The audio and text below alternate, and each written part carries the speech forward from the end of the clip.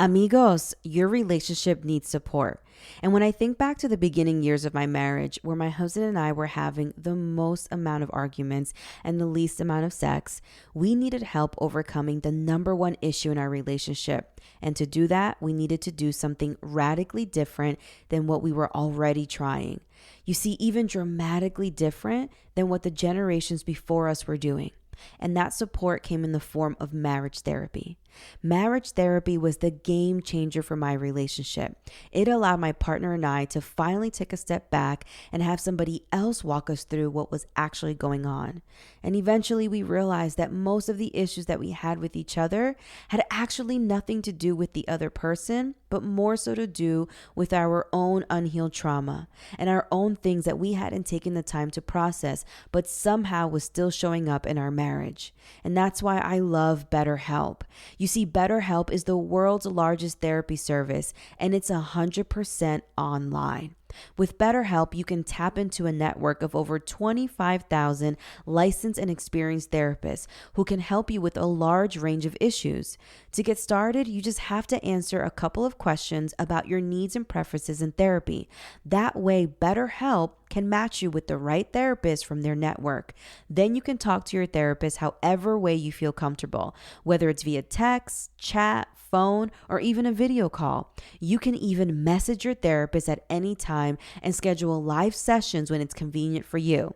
If your therapist isn't the right fit for any reason, you can totally switch to a new therapist at no additional charge. With BetterHelp, you get the same professionalism and quality you expect from an in-office therapy, but with a therapist that is custom picked just for you. More scheduling flexibility, and at a more affordable price. Get 10% off your first month of BetterHelp by going to my link, betterhelp.com/Karina F. Daves. That's BetterHelp, BETTER, help.com/Karina, F as in Frank, Daves. The link to this coupon is right here in my show notes. Amigos, at this point, you've tried it all in your relationship and nothing is working. You don't have anything to lose by asking for the support you know you need in the form of therapy. And what a better way to do that than with BetterHelp.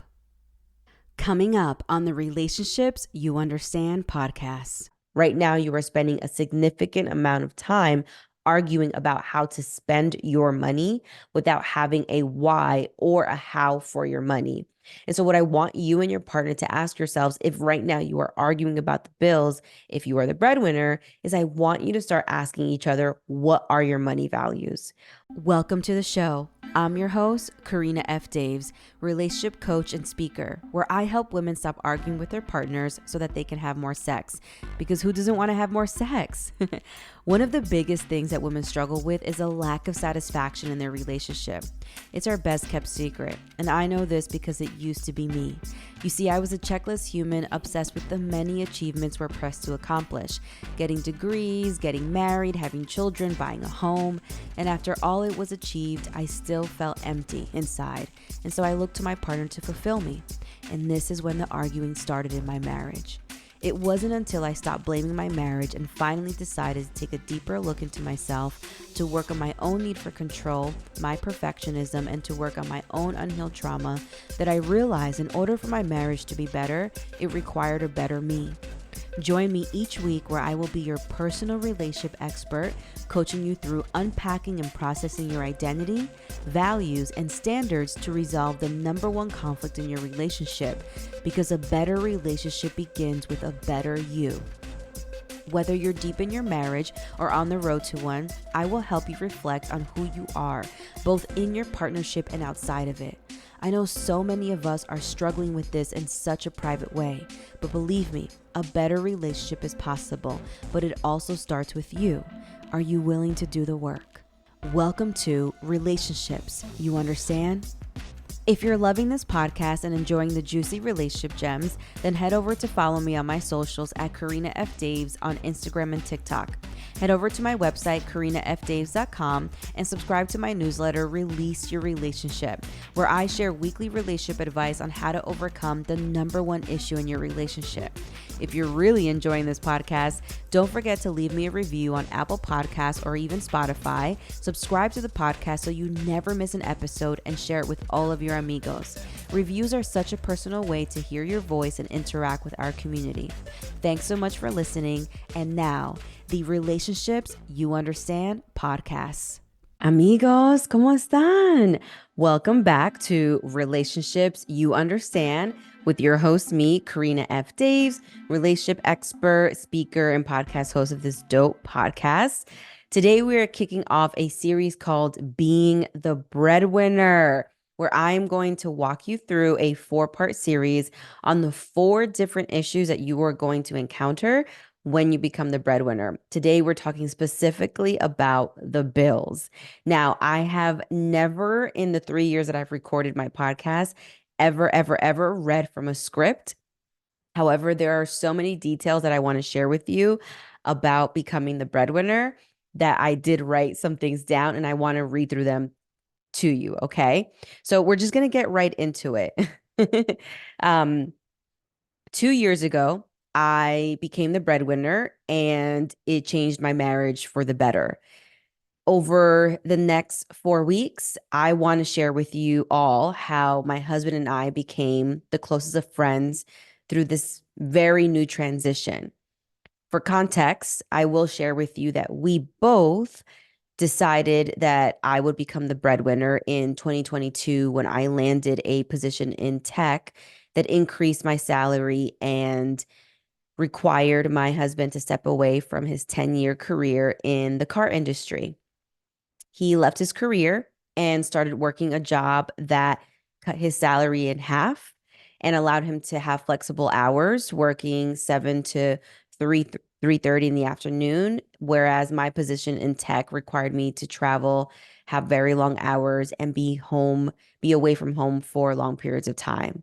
So this series, Being the Breadwinner, is going to highlight the top 4 things that we had to overcome while in this transition.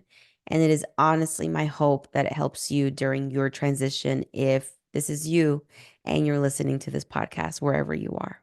Okay, so I'm going to first give you some the story of how all of this started. And while this episode is particularly talking about the money aspect, being the breadwinner, and how to stop arguing about the bills, I can't coach or advise you or give you advice on that part without first giving you the story. So here goes. Forbes recently cited that 38% of marriages end in divorce because of money. Terrence and I were 20-something-year-olds that were broke when we got married. Let me just say that again. Terrence and I were 20-something-year-old that were broke when we got married. So I recognize that financial values and strategies for every single couple is different, especially when you have 20-something broke-year-olds and versus 35-year-olds or 40-year-olds that have done a lot of really hard work to climb the corporate ladder or have a huge investment portfolio and have worked their butts off. But the key here to this entire series, this entire episode, is values. When Terrence and I got married, because we were so broke, we decided to combine our finances because it made the most sense for us when we got married. Especially during this period, what a lot of people don't know is that Terrence actually made more money than me when we got together. Now, I was super pissed off about this because I had gone to school for 7 years. All right. I have my undergrad and then I have a master's in social work, and I had worked my butt off. And then to get married to somebody that made way more money than I did, and I went to school for 7 years. It's like, wow, like it was just such a shocker to me. I never thought that could happen, but I was extremely naive. So during that period, we had an account where all of our money we had an account where all of that money in that account went to pay for bills. Then we had an account that had a percentage for our savings. And then we had another percentage of an account that was for fun. So date nights, vacations, etc. At year about, I want to say 7 or 8, um, Terrence and I were neck and neck in our salaries. And a year before this, I had shared with him that God had given me a vision that I would soon land a job that would combine both of our salaries and would allow him to retire from the car industry. So let me set this up because I actually don't like reading it.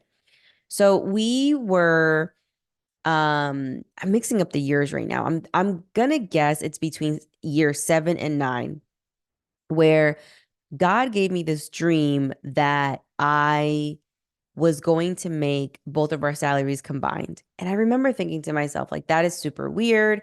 I remember seeing the number. I remember waking up and feeling like we have to go somewhere. And so I said to him, I really think that this is something that could possibly happen.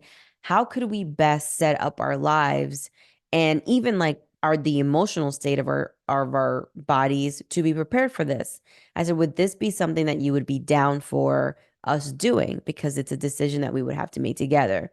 Now, I don't know if you have a partner like this, but my husband really doesn't like entertaining too many what if scenarios. So every single time I pitch a what if scenario, I have to pitch it lightly, not as if it's like super urgent and it's going to happen tomorrow. So I'm pitching it to him and I'm telling him like, hey, listen, I just had this dream and it was super interesting where like I was the head of household and like you were able to retire from the car industry and like I don't know what any of this means. So my husband's like, actually, yeah, like I am super tired. My body is weighing on me. I'm in my early 30s and I feel like I'm 50 already. And it would be nice to not have to be in this industry anymore. And I was like, okay, well, would you be comfortable if like I made more money than you? And he was like, absolutely. Like that is not a problem for me because at this point, as I just shared with y'all, all of our finances were together. And so immediately his answer was yes. And I remember thinking to myself, like, okay, there should be no problem with that. So later on, Terrence goes to, I forget, like a couple weeks later, he then has a dream that we should move to Texas. And I was like, are you sure? Like, are you sure that we should move to Texas? Because it's also next to Oklahoma City, which is one of the biggest like drag racing communities. And so he's like, yeah, yeah, we should go. So we end up going to Texas. We end up interviewing for jobs and he lands a job, but I don't. So we come back. And I remember thinking, like, God, like, why would you send us all the way to Texas? And I remember God saying, just wait, I have more. And all of these stories will make sense, but there were huge revelations in our marriage about how to be better stewards of our money and better stewards of the blessing that God was sending us, right? Like this home that we're in. And so, as we're sort of like navigating our careers, I'm still thinking about this dream, right? And at this point, I end up applying to over 200 jobs because I was trying to get ahead of God vision. And that's always been my problem where God will send me a vision and I will try to get ahead of it as opposed to just taking the vision and living and believing that it will eventually come true. And so, anyways, we both agreed that if this vision came true, he would leave his career to transition to a flexible job that would allow him to take care of our family while I would commit to this new career transition. I want to share that we had such a high amount of what if conversations. And I just shared with you that my husband doesn't like having them. But for this particular topic, because it was related to a vision that God gave us, we had such a high amount of conversations of how money would work. We agreed that since all of our money was already together, that we would then continue things this way. And when I landed this tech job, Terrence actually transitioned to a position that cut his salary in half. And he then became the person that was in charge of maintaining the home, the main person that would be with our children most of the time. Like he became the go to. And now I want to stop here and get off the script and share that the reason why that part was very seamless for us, so excluding the money part, was that in the beginning of our marriage, Terrence asked if we could basically support, as a family, support him in his drag racing dreams. and he wanted to build a race car. And that would require him a lot of nights and weekends. And so for about 3 to 4 years, maybe even 5, he worked a lot of late nights and weekends, and I was primarily the one picking up and dropping off our kids. I had, our stepdaughters at the time. I was the main one on the weekends doing kids events. I was the main person meal prepping. I was the main person just handling the maintenance of our house. And I think for me, if I'm being honest with you, it's very difficult to support your partner's dream when you don't know what you want, when you don't know what dreams you have. And it takes such a big heart posture of surrender. And it takes putting away the spirit of jealousy, or at least navigating the spirit of jealousy, and understanding that your partner is a person that is motivated and that is asking you for your support. And it doesn't mean that you have to understand what they're doing, but essentially support them in the way that they need. And in hopes that when it's your turn to then follow through on your dreams, that they will do the same, right? Like that's the commitment that y'all make to each other.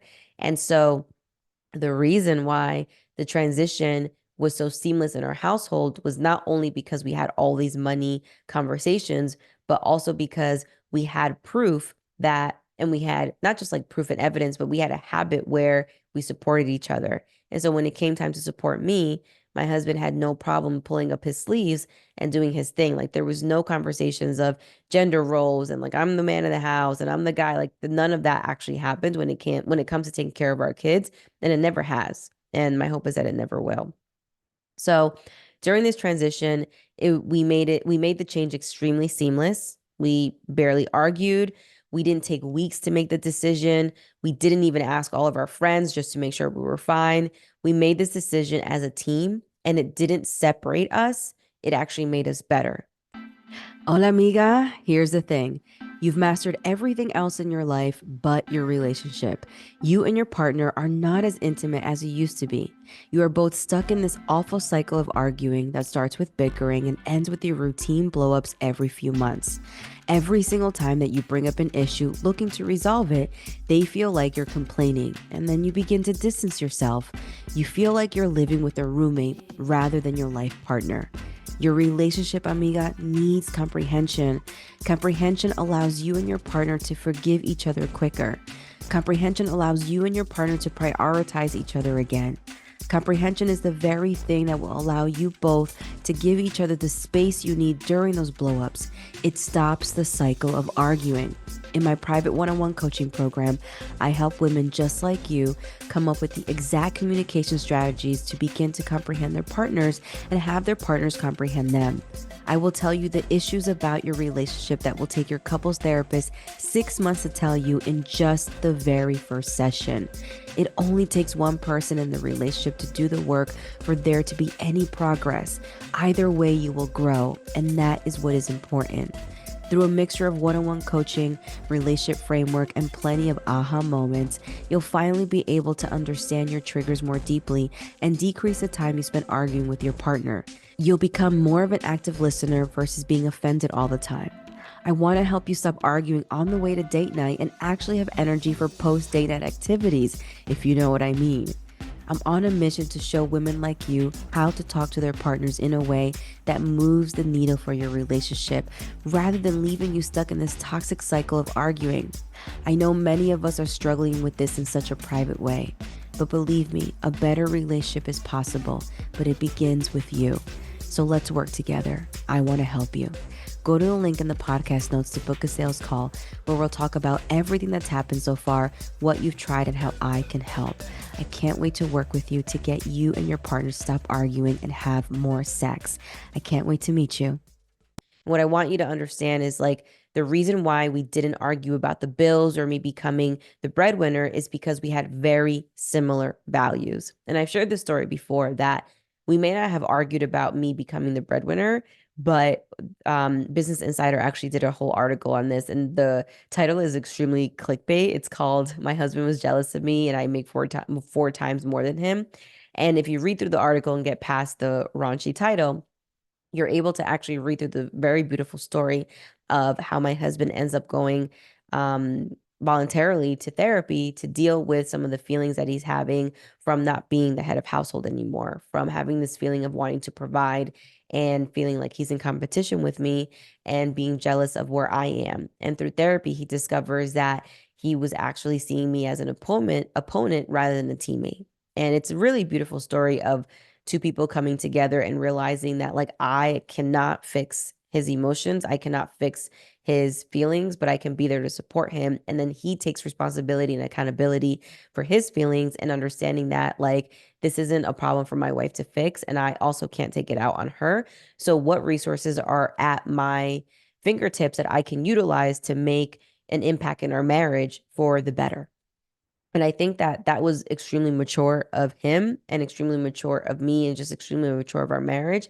And it says a lot about where we were. And again, like we were 25-year-olds getting married. I mean, I don't know where you were in your life at 25. And while, yes, I may have been mature enough to pay the bills and know to get to work and, have a car and all these other things and pay bills, I don't think that at 25-year old we were like extremely wise and extremely mature to get married. I know this is a different story, but Terrence and I got married 4 months after dating. And we did meet in high school and we tried to date a couple of times when I was in college.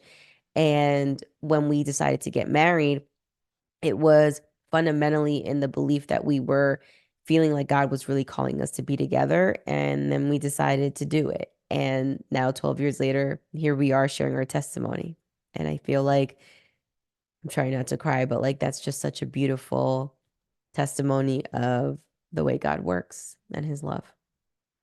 So, back to this episode about being the breadwinner and the different issues that happen when you become the breadwinner. One of the first ones being money, right? And so, my advice to you right now is that if you're listening to this episode and that you are the sole breadwinner and y'all made the decision for this to happen, or maybe you didn't, and you want to stop arguing about the bills, I want you to understand that you need to start discussing your actual money values. You're spending a significant amount of time arguing about how to spend your money without having a why or a how for your money. Let me repeat that. Right now, you are spending a significant amount of time arguing about how to spend your money without having a why or a how for your money. And so, what I want you and your partner to ask yourselves, if right now you are arguing about the bills, if you are the breadwinner, is I want you to start asking each other, what are your money values? What do you think is okay to spend money on? And what you don't think it's okay to spend money on? How did you watch money being spent growing up? Now, if I'm the breadwinner, does that mean that I also control the money in the household? Is your belief that we own this money, or is this just one person's money? In order for you and your partners to stop arguing about the bills, you need to first be able to communicate about your beliefs, your strategies, and your values around money and spending it. There is no way that you and your partner will ever be on the same page if you do not start to have these open conversations about money, about your values of money, about how you intend money should be spent, and about your beliefs about money. That is fundamentally not just about money, but about everything else. How you will navigate your conversation is based on your values in and beliefs. The reason why you and your partner are arguing about money and the bills right now is because you are not meeting eye to eye about what your fundamental beliefs about money are. You understand? And this is exactly what I've helped many of my clients coach through in my private one-on-one coaching program, where they just spin out cycling about money and not really understanding like each other's purchases or shaming each other or judging each other. And the holes that I see in people's marriage is that they become overconsumed and stressed about things like debt or expenses or the kids camp that's coming up this summer, and they don't end up working as a team. And the reason why you don't end up working as a team is because fundamentally you haven't spent the time rediscovering your values. And in my private one-on-one coaching program, I've helped my clients really rediscover their money values, figure out the exact communication strategies it's going to take to actually communicate with comprehension about each other's thoughts and beliefs rather than, basically going for the jugular. And then figuring out how you can show up as a unified front and as a team rather than two separate opponents, no matter who's making the money. You understand? This is exactly what I want to help you do. And if you're listening to this episode and this is you, I want you to go to my website, KarinaFDaves.com, and go to the tab Work With Me and book a call so that we can talk about everything that's happened so far, what you tried, and how I can help. I want to help you and your partner overcome your money thoughts and stop arguing about money. You don't need to be in this area right now. So I hope that this story really resonated with you. As you know, my podcast episodes are super short. And again, this was the very first time. And for this series only, I will be reading off of a script, but I tended to go a little bit off, which is fine. And I've never done that before, which it seems kind of weird to read a script. But to those that do read a script, all the glory. I understand. It's fine. I'm not judging you. It's just kind of weird for me since I'm kind of like a off the rim type of girl. Anyways, if you've enjoyed this podcast episode, I want you to go to Apple iTunes or Spotify. Make sure you subscribe to it. Make sure you leave me a review and share it with all of your amigos. If you have not signed up for my spicy emails yet, please go to either my website or where I primarily live on Instagram or TikTok and share your email with my newsletter, Release Your Relationship, where I share weekly gems on how to release your relationship. Okay. Now, this is for the spicy part, which is at the end of every single episode, I will be sharing a question that you can DM me. You can leave it on my comments. You can email me at team@KarinaFDaves.com, send a smoke signal, whatever it is. So here goes. I recently made a reel about why showing up as a fixer in your relationship is harmful. And the question that I got is, what happens when the fixing needed has to do with the lack of emotional regulation that destroys important conversations? So good. So this person basically watched my reel where I shared how much showing up as the fixer in your relationship is robbing your partner of the opportunity to create the habit that you want them to create because you just keep stepping in for them. And this person says, well, what happens when the fixing that actually needs to be done has more to do with their emotional regulation rather than fixing things for them? Because them not being emotionally regulated is destroying important conversations. That is still not for you to fix. You are not in charge of fixing your partner's inability to emotionally regulate themselves. Like, that is the job of a parent. I help my son Levi, who's 4, and my son Terrence, who's 9. I help them emotionally regulate because they're my kids, they're my responsibility. I rarely help my spouse emotionally regulate. If anything, I say, do you need a minute? I say things like, did I say something triggering? Like things of that nature. But I don't walk him through emotionally regulating himself because that is on him. And I think for this question, it's so important to understand that still trying to fix your partner's emotional regulation is still a form of fixing. Because at the end of the day, even though this person says, well, their lack of emotional regulation destroys important conversations. Okay, well, then what you're realizing is that you're with somebody that has the inability to have important conversations. Literally, that's what's happening.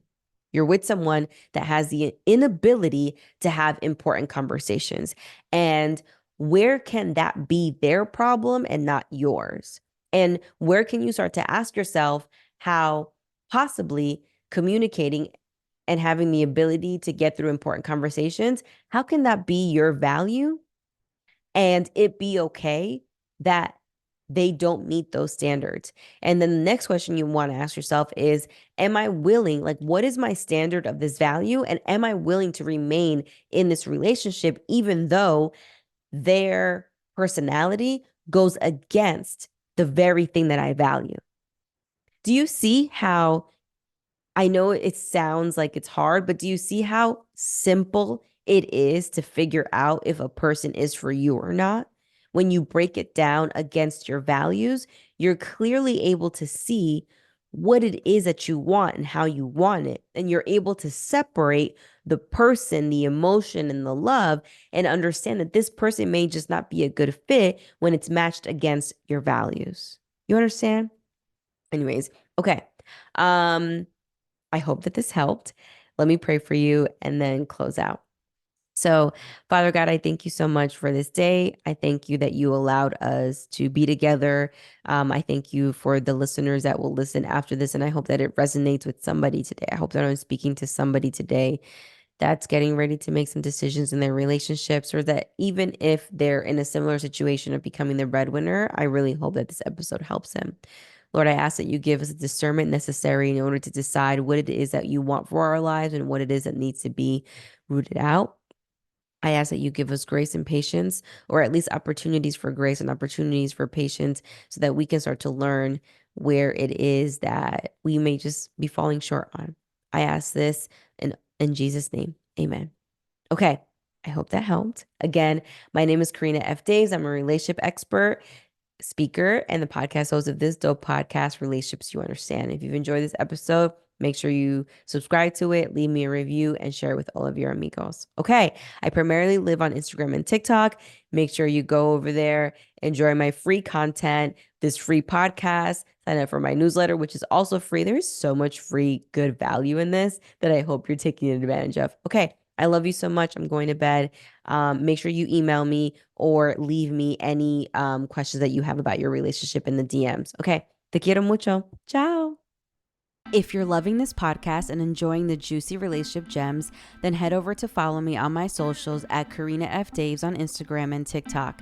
Head over to my website, Karina F. Daves, and subscribe to my newsletter, Release Your Relationship, where I share weekly relationship advice on how to overcome the #1 relationship issue. If you're really enjoying this podcast, don't forget to leave me a review on Apple Podcasts, subscribe to the podcast so you never miss an episode, and share it with all of your amigos.